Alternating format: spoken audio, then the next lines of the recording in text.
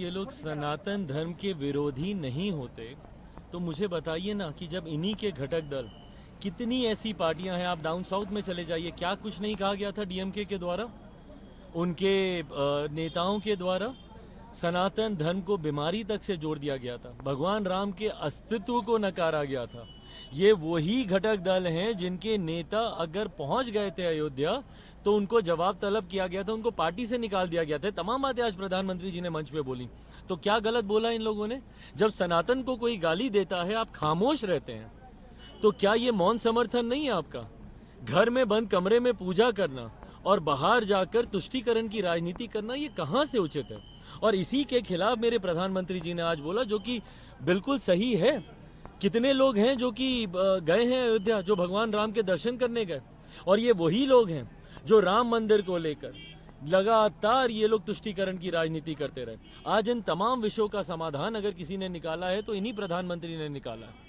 तेजस्वी यादव ने यह भी कहा है कि प्रधानमंत्री सिर्फ झूठ बोलते हैं और पिछले 10 वर्षों में उन्होंने बिहार को कुछ नहीं दिया। अगर इतना ही है तो विशेष राज्य का दर्जा क्यों? तो जिनके साथ ये सहयोगी हैं, Congress lead government for the longest time, आजादी के बाद यही लोग सत्ता में रहे, दशकों तक इनकी सरकार रही, पूर्ण बहुमत की सरकारें रही, मिलीजुली सरकारें रही। इन लोगों ने क्या कर लिया? आज जब मेरे प्रधानमंत्री बोलते हैं कि दुनिया में डंका बजता है, गलत है क्या? झुटलाएं इस बात को, बता दीजिए। यूरोप जाते हैं, ऑस्ट्रेलिया जाते हैं, न्यूजीलैंड जाते हैं, अमेरिका जाते हैं, देश का डंका बजता है कि नहीं? मुझे बता दें, क्या ये बात गलत है? ये सब स्टैट्स हैं, ये सब डेटाज हैं, रिसर्च के आधार पर कही गई बातें हैं। इसको नकार के बताएं ना। आज से पहले दहाई के आंकड़े में कौन से पायदान पर हमारे देश की अर्थव्यवस्था थी, किसी को पता था? किसी को चिंता थी? आज 5वें नंबर पर देश की अर्थव्यवस्था आई है। और देश की जब अर्थव्यवस्था बढ़ती है भाई, राज्य का राजस्व बढ़ता है, उस क्षेत्र का आर्थिक विकास होता है, प्रति व्यक्ति आय में इजाफा होता है। आने वाले 5 महीनों में इसको 3रे नंबर पर लेकर जाने का लक्ष्य है। मुझे बताइए, विपक्ष के कौन से नेता, कौन से दल ने इन लक्ष्य को रखा? आजादी के बाद गरीबी हटाने का नारा तो दिया गया, कितनी गरीबी हटा पाए? आज कितने करोड़ लोगों को गरीबी की रेखा से बाहर निकाला गया?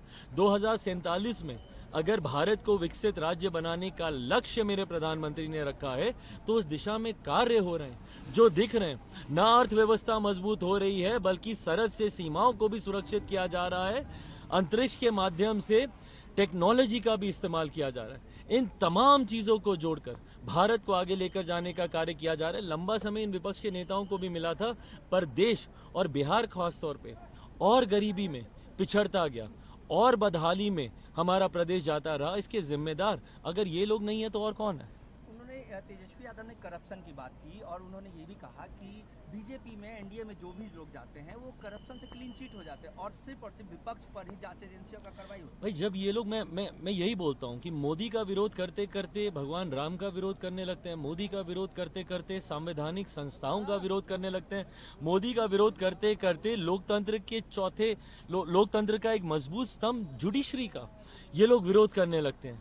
कहां तक सही है ये? अगर आप संवैधानिक संस्थाओं पर अगर आप विश्वास नहीं रखेंगे, देश के जुडिशियल सिस्टम में अगर आप विश्वास नहीं रखेंगे, मतलब इनके ऊपर कार्रवाई हो तो गलत। अगर आपने कुछ अपराध नहीं किया तो डरते क्यों हैं? क्या देश की कानून व्यवस्था पर इन लोगों को विश्वास नहीं है? क्या देश के जुडिशियल सिस्टम पर इन लोगों को विश्वास नहीं है? ईडी, सीबीआई को तो आप लोग नकारते आए ही हैं अभी तक। पर यह बात भी याद रखने की जरूरत है कि सबसे पहले अगर किसी ने, और वो भी उसी संस्थान से जुड़े हुए एक बड़े अधिकारी ने, अगर किसी ने सीबीआई को केंद्र सरकार का तोता कहा था तो वो यूपीए की सरकार में ही कहा गया था, जिसका प्रतिनिधित्व, जिसको लीड कांग्रेस कर रही थी। तो जवाब दें ये लोग।